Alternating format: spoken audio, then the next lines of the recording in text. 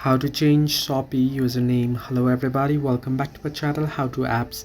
This is me Bipin Basnat, and today I'll guide you on how you can change your username on Shopee.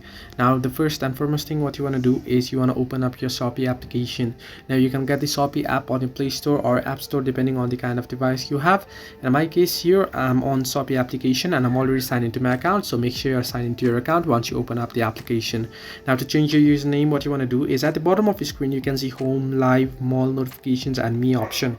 You want to simply select the me option at the bottom right corner of your screen. Once you do so, here you want to scroll down below until you find the option account settings. You can see there fourth last option account settings. Tap on it. Once you tap on it, you can see the very first option account and security, and under it you'll be able to see my profile and username. You want to simply tap on username option.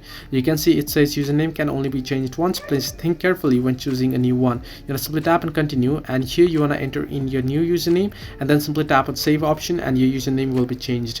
So this way you can change your Shopee username. Hope this helped you. Do like and subscribe, and do not forget to leave a comment down below if you have any further issues.